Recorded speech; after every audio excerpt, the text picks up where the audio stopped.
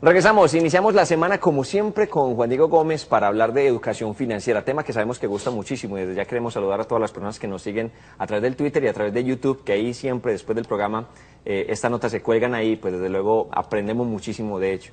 Y hoy vamos a tocar un tema muy interesante. Juan Diego, bienvenido. Alejandro, muchas gracias, un saludo para usted, para todos los televidentes y por supuesto quienes también nos siguen en YouTube. Hay un tema y es el tema del conformismo. La mayoría, y aquí lo hemos tocado muchas veces, la mayoría de personas conformistas dicen, bueno, aquí estoy bien en este trabajo, me llega un ingreso, una goterita que llamamos, y ahí voy bien, no hay necesidad de exagerar. Incluso he escuchado a muchas personas que dicen, a mí no me interesa ser rico, a mí me interesa estar bien, y eso es muy respetable. Pero ¿qué tanto de mentalidad ganadora tienen esas personas que no buscan un poquitico irse más allá? Ese es el tema de hoy, cómo tener mentalidad ganadora. ¿Usted por qué particularmente trae el tema al programa hoy?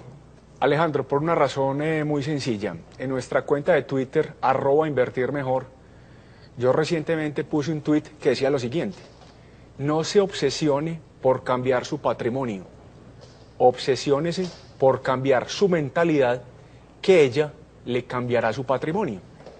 Y gustó bastante. Sin embargo, me decían, Juan Diego, qué bueno profundizar y decir específicamente cómo puedo yo cambiar mi mentalidad para que cambiándola pueda mejorar con mis finanzas personales. Ese es el tema del día de hoy. Usted me va a explicar durante el programa precisamente qué es eso, cambiar la mentalidad para convertirla en mentalidad ganadora. Pero me surge una pregunta, muchas personas, y se ha hablado de que el loro viejo no aprende a hablar, eso es totalmente falso, pero muchas personas lo consideran así. ¿Es posible cambiar la mentalidad de las personas ya estructurada, ya afinada hacia ciertos niveles? ¿Es posible cambiar esa mentalidad y convertirla en una mentalidad ganadora? Sin duda. La mente es capaz de cambiar muchas cosas, inclusive la misma mentalidad. Así como la misma carne que entra al asador no es la misma que sale, usted no tiene por qué tener los mismos pensamientos, la misma forma de ver la vida siempre. Estamos, por ejemplo, asistiendo, a usted que le gusta el deporte y en particular el fútbol, a una revolución desde el punto de vista de mentalidad con un equipo, el Barcelona. El Barcelona es mucho más que un equipo de fútbol, es una exaltación de una mentalidad ganadora. Ellos van ganando 5-0 y piensan es en el sexto gol. Ellos ganan un título y piensan es en el siguiente. Y es tal la mentalidad del equipo que la tribuna ya copió cuál es esa mentalidad. Entonces, por ejemplo, en la tribuna del Barcelona usted nunca oye un ole masivo. El ole es una mediocridad. El ole es burlarse del rival sin hacerle más goles. Entonces, definitivamente, la mentalidad puede cambiarse y la mentalidad determina lo que nosotros hacemos en la vida y nuestros resultados, sin duda alguna. Yo le voy a empezar a usted a dar ciertos ítems, ciertos puntos para que usted me empiece a explicar y encaminemos esta conversación hacia ese cambio de mentalidad que todos quisiéramos tener. Primero, ¿cómo me veo a mí mismo? La opinión que yo tengo sobre mí es punto importante para cambiar esa mentalidad. Sin duda, la opinión que tengamos de nosotros mismos es el factor determinante de nuestro éxito. Henry Ford, pionero en la industria automovilística, decía lo siguiente: no importa si usted crea que puede o no hacer algo, en cualquier caso tendrá la razón. Si yo pienso que puedo, si tengo expectativas altas, si tengo metas elevadas, si sé que estoy para grandes cosas, terminaré por lograrlas. Yo decía en esa cuenta de Twitter lo siguiente: quien persigue la gloria termina por hacerse millonario. Quien solo persigue ser millonario, quizá no lo logre y nunca obtendrá la gloria. ¿Qué pienso yo de mí?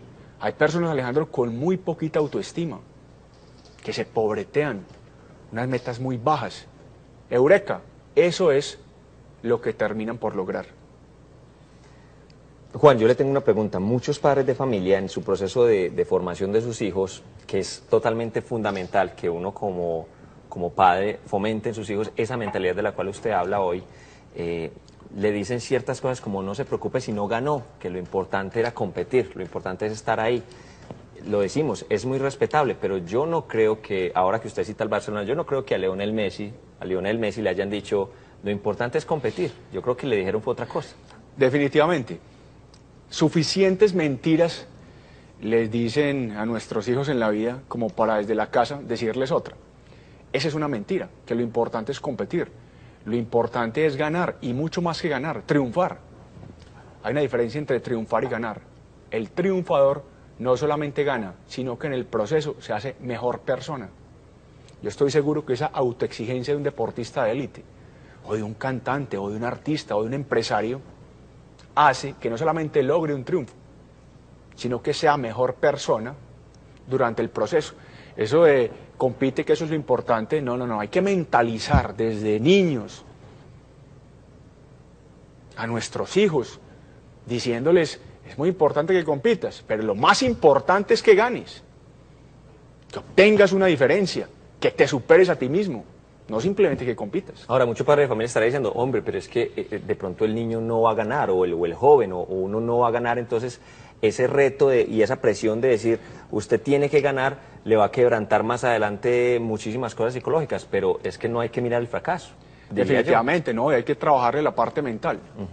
Yo, por ejemplo, con mis hijos trato de hacer mucho énfasis en lo mental, y yo estoy seguro que muchos fracasos de nuestros deportistas no pasan por la pobre calidad técnica que tengan, sino por la mentalidad que poseen. Yo, por ejemplo, jugué en las divisiones inferiores del Atlético Nacional. ¿Ah, sí? En los 80. Ahí me sorprendía, y es el equipo de mis amores, cómo había demasiado trabajo físico, en esa época seguramente lo habrán cambiado, y muy poco trabajo mental. Muy poco trabajo mental. Yo pienso que más que darle vueltas a una cancha o pegarle a un balón es, ¿qué tiene la gente en la cabeza? ¿Qué expectativas tiene? Y de allí que dijéramos en su momento, la diferencia muchas veces entre un colombiano promedio y una persona de otro país con más mentalidad ganadora. Aquí el colombiano promedio que juega fútbol sueña en su adolescencia en llegar a un mundial, no en ser campeón del mundo. Ah, pero es que ¿para qué va a soñar en ser campeón si no lo logra? ¿Quién dijo? ¿Quién dijo? Si yo no aspiro a presidente, no seré ni siquiera ministro. Entonces hay que ponernos metas altas. Hablamos de ese tema, precisamente, las metas. Mucho nos trazamos una meta y llegamos a allí y decimos, bueno, lo logré y hasta aquí me quedo porque estoy en mi zona de confort. Realmente siempre hay que, digamos, repensar esas metas y ponerlas mucho más allá. Sin duda, y hay que ponerlas altas desde el principio. Hay personas, y usted seguramente lo ha oído, Alejandro, que dicen, es que mi sueño es que mi mamá tenga la casita. Es una meta muy respetable, pero entonces cuando la mamá ya tuvo la casita, ya quedó listo. Ya llegó a su zona de confort, porque no piensa en una meta mucho más alta que en su transcurrir, en el proceso de conseguirla, conseguirá una casita y seguramente muchas otras. En otras palabras, lo que estoy tratando de decir es lo siguiente: si la vara no está alta, ¿cuál es el incentivo para saltarla? Yo no me puedo poner metas muy chiquitas, así sean bien respetables, por favor, que no se vea como peyorativo el ejemplo. Porque de pronto, si me la pongo muy chiquita, la logro y llego a mi zona de confort, repito, y ahí paré. No me estoy mandando otro mensaje que vaya en pos de lograr cosas mejores. Juan, este fin de semana me puse a leer un artículo sobre jóvenes millonarios y yo personalmente tengo 33 años y me ponía a leer que muchas personas a sus 33 años son archimillonarios y no lo son hace poquitos, lo son desde los 25, desde los 24. Y eso en cierta medida fue una alarma para mí, decir, hombre, hay gente que a mi edad logró tantas cosas. Ese hecho de compararse y ponerme una meta un poquitico más alta y no ponerle techo a mis sueños también es un tema importante. Importantísimo. Uno tiene que ser un agradecido con la vida, pero un inconforme permanente.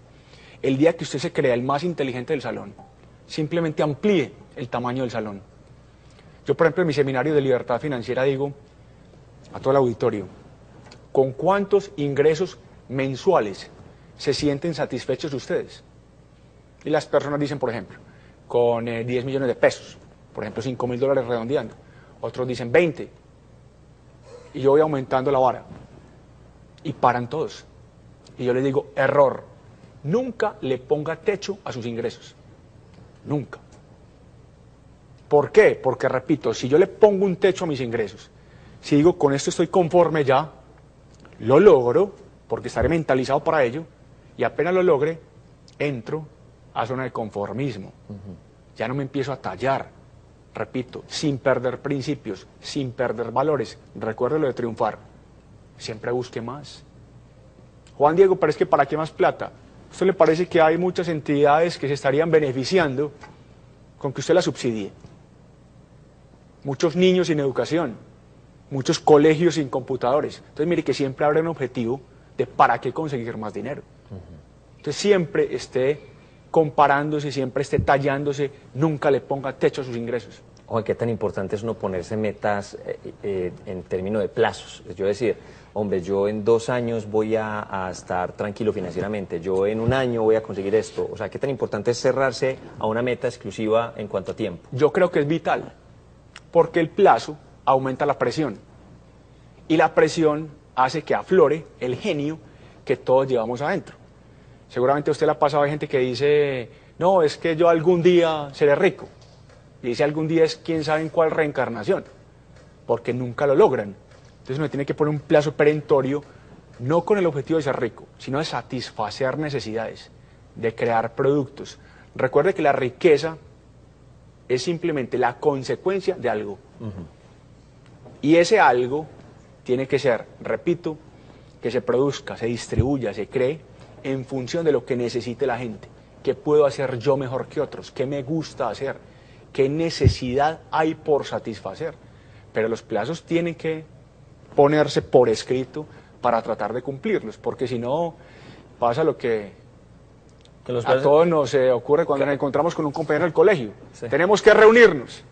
Lo que tenemos que reunirnos es en 20 años. O lo que pasa a los 31 de diciembre. Este año voy a hacer la dieta, este año voy a hacer una cantidad de cosas, pero este año es hasta, podemos empezar el próximo diciembre. Eso hay que escribirlo. Y mientras más alta la meta, mientras más presión se cree usted, creo que más aflora el genio, repito. ¿Sabe que este tema me hace acordarme de un escritor, creo que era portugués, que se llama Fernando Pessoa, que decía que una de esas claves del éxito precisamente era uno eliminar varias palabras de nuestro léxico, palabras como no sé, no creo, no soy capaz, no voy a llegar. Y esto suena mucho a charla de autovaloración, pero no, es en serio, hay que quitar varios paradigmas que uno tiene ya sesgados en el cerebro. Pero claro, yo por ejemplo hablo con una persona en las sesiones personalizadas que tengo con socios Gold y Elite, y yo, luego de los 5 primeros minutos de hablar con la persona, ya sé qué tan predispuesta está para progresar financieramente. La mentalidad se traduce en las palabras. La forma como usted habla evidencia la forma como piensa. Entonces cuando yo empiezo a decir cosas como estas, no, eso es para otros, ¿con qué tiempo? ¿Con qué plata? Loro viejo no aprendí a hablar, es que yo no nací en cuna de plata, es que pobrecito yo, es que estoy deprimidito, aburridito, tristecito. ¿Cómo cree usted que está el patrimonio? No, debe estar en saldo rojo. Un desastre. Entonces yo me concentro mucho, por ejemplo, en esa parte de mentalidad y de hábitos, porque definitivamente terminaremos haciendo lo que tenemos en la cabeza. Muchas personas sienten miedo, miedo de invertir, miedo de cambiar sus paradigmas. Creo que era Albert Einstein el que decía, usted lo trajo aquí a colación alguna vez, que si quieres resultados diferentes, haz cosas diferentes. Mucha gente tiene miedo, pero usted lo ha dicho en muchas ocasiones, el miedo no da plata. El miedo no da plata. El miedo es un atentado contra el progreso financiero. Y todos, en una forma u otra, lo sentimos, por ejemplo, cuando vamos a hacer inversiones. Pero por ello hay que llenarnos de más información útil para reducir ese riesgo, para mitigarlo. A lo mejor no para eliminarlo en su totalidad, pero sí para que nos dé nuevas fuentes de posibilidades, ese riesgo que estamos asumiendo. Yo decía también que el problema de la mayoría de las personas no es que les falte plata, sino que les sobra miedo. Y el miedo paraliza. Es un atentado, repito, al progreso. Juan, yo quiero que usted le regale a los televidentes, a los internautas, a todas las personas que me están viendo, esos ejemplos que sean muy didácticos, que sean muy claros, de cómo se puede cambiar esa mentalidad, para que la gente que nos está viendo diga, sí, hay que cambiar el chip. 3 específicos. El primero, por ejemplo, una vez lo hice con un grupo de trabajo, nos reunimos desde por la mañana y teníamos que sacar unas ideas para sacar un producto financiero. Y no se nos ocurría ninguna importante. Y debatíamos y ninguna importante. Y yo no les di ni agua hasta que no sacáramos algo útil. Y seguía avanzando en la reunión. Por la tarde me empezaron a decir, Juan Diego, pues ya es como hora de almuerzo, ¿será que pedimos algo? Y yo, nada. ¿Qué hemos sacado? O sea, literalmente ni agua. Nada, ni agua. Nada, Alejandro. ¿Pero qué hemos sacado? Nos merecemos el almuerzo, no lo merecemos. Y seguía la reunión, y nada, y debate, y nada. Hasta que usted literalmente empieza a oír las tripas, y no sé por obra y gracia de quién, empiezan a aflorar las ideas. ¿Cuál es la moraleja? Cuando usted está contra las cuerdas, con la presión, saca su genio. Usted ha oído, hoy estoy muy futbolístico, esos equipos que juegan con hambre, que se matan literalmente, que se matan. Qué bueno que no tuviera que ser así, que el hambre fuera como el del Barcelona, con todos los millones y aún con hambre. Pero eso muchas veces ocurre. Cuando está sometido a la presión, empieza usted a sacar ideas que antes, cuando el estómago estaba lleno, no tenía. Yo, por ejemplo, nunca doy una clase, ni un chat, ni un curso con el estómago lleno, porque la cabeza estará concentrada en el estómago, la mente, las ideas en el estómago. Y eso es muy grave. Lo segundo, como ejemplo, la importancia de la mentalidad para cambiar las metas. ¿Qué tal si yo le digo a usted lo siguiente? Alejandro, subamos a un piso 40. Un ejemplo de un libro bien bueno que recientemente leí. Y pongamos una viga de hierro para llegar caminando hasta el otro edificio. Alejandro, pásatela. Te doy $50. Usted me va a decir, Juan Diego, pero estás loco.